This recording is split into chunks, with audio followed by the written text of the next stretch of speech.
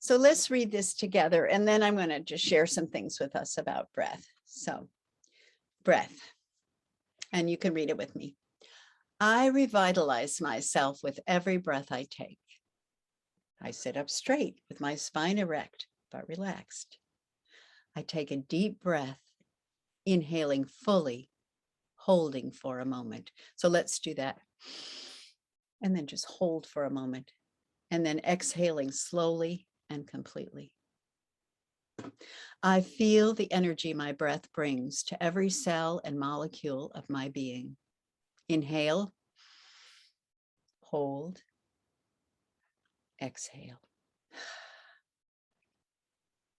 Bringing in fresh, new, exchanging energy, bringing in fresh, new, life-giving energy.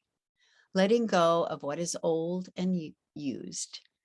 My breath is bringing in the life force. I let go of what is unneeded, in and out. With each breath, I am restoring and revitalizing myself. I am completely refreshed with each breath I take. I am healthy. I am alive. Okay, so breathing. What could be more important? May I have a raise of hands? Anybody who's ever given birth to a child, had a baby? Okay. Did you study Lamaze or some kind of breathing? Because I know we did. Now, when my mother had her baby, they put her out. She said, oh, give me the shot, you know. But our generation was the first to say, we want to have these, we want to be fully awake and aware when we're having our baby. And so, but we had to practice and we had to learn something. And so what we did is we studied Lamaze, and it was interesting for me because this is in 1972 when my first one was born, my daughter, Kristen, Eva Rainbow.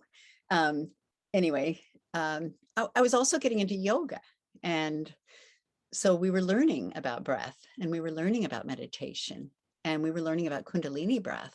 And I had this aha realization that what we were learning to prepare for childbirth was what the yogis had been doing for many years in their caves and Himalayas. But breathing, I think we all know now, everybody's like, oh, take a breath, take a deep breath, you know, it's kind of second nature, and it's become mainstream, and isn't that great?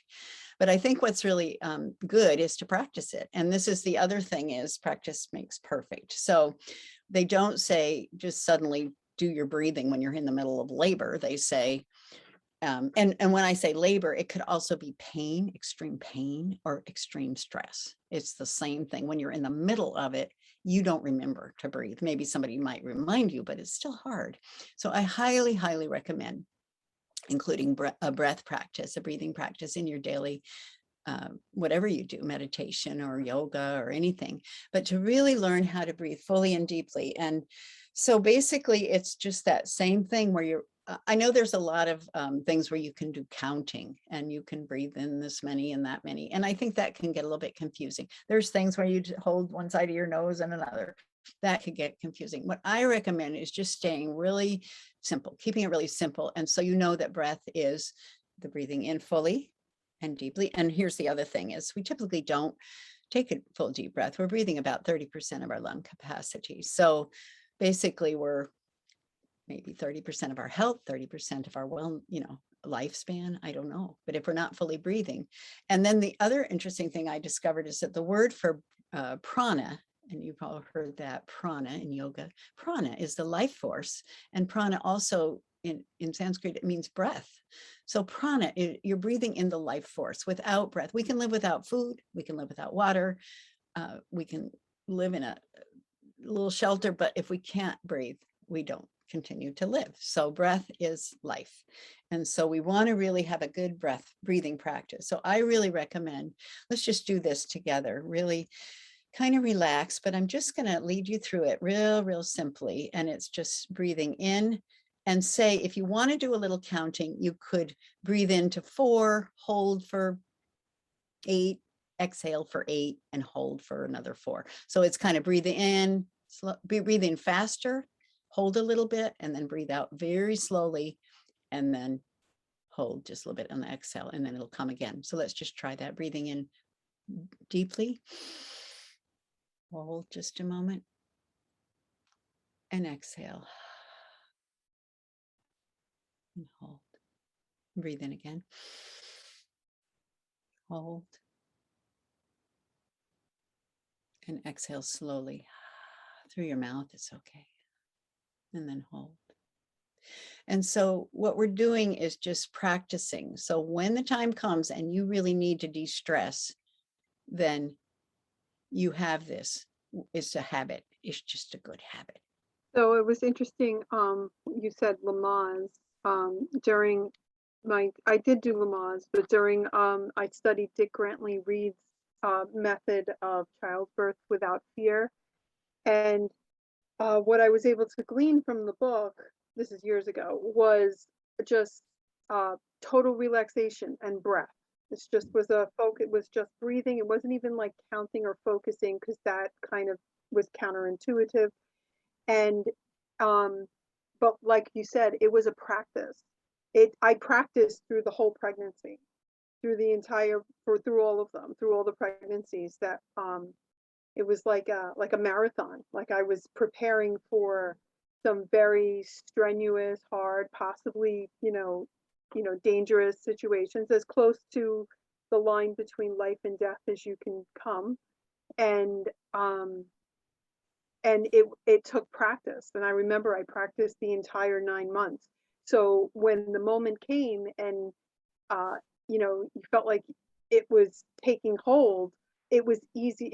I found, it got better as I had more children, but I found that I was able to tap into that so much quicker, just simply because I had practiced, because I had, every day I had just practiced just what it felt like to relax, to fully relax, to not be clenching your jaw or your hands, or, something that would cause pain. Great, great. Has anybody ever used breathing to deal with intense pain? Other kinds of pain besides childbirth? Yeah. I didn't want to talk about having pain, but what I've been doing recently is I've been studying the heart with the Heart Math Institute, their inner balance technique. And I have the little thing that they put on, you can put on your ear, and it kind of, you can see where you are as far as are you resonating, or are you in coherence or not? And I found that when I do the breathing, and they recommend focusing your awareness on your heart while you're doing the slow breathing, and I can really tell, like, when I'm in coherence or not in coherence with the breathing. It's the breathing and the awareness. And when my monkey mind goes and starts thinking about other things, and immediately I'm out of coherence. So definitely being in the heart, and also the breathing technique is important. Thank you. Thank you. Cool. Yeah, I had one thought on that. I noticed breath for me, besides meditation, I've been using it in my music, and especially in my flute playing, where I've been able to use the breath to play longer notes over time, and to be able to hold breath and then use that breath expression through my music playing. And so it's been a real gift all of these years to be doing the breath exercises. And I have noticed immense expansion in my playing, and in my breath, and in my ability to use my breath mindfully in that way. So thank you. 25 years ago, when you told me to start breathing mindfully, it really made a difference. Thank you. Cool. Yeah. Well, my husband is a flute player as well, and I can't believe what breath control he has. So playing a musical instrument, which also brings up one other concept related to the breath, and that's vocal toning. And this is something that Dean and I absolutely love to do, and it's just so much fun. And so let's just do a little bit of that right now, and I'll just show you. It's so simple, where you just take a deep breath in through your nose, and then you exhale through your mouth, and let there be a sound. And so the first time, let it be just like a little sigh. And then the second breath or so, let's just do a few breaths and let it be a long tone. So I'll just share with you how that sounds.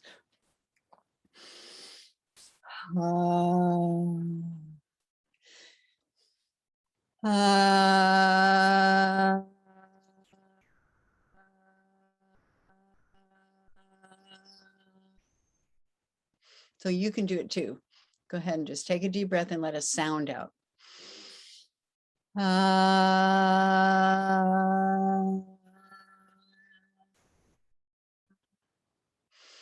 And I just can't tell you enough how much fun that can be when you're just hanging out with your buddy or your friend or your partner. I really recommend it. It's a way to enhance intimacy in a relationship without, a sexual thing. Is just hanging out, and Dean and I do it all the time and we love it. So I do a lot of other things with involving vocal toning, but I really encourage you to use the breath for vocal toning.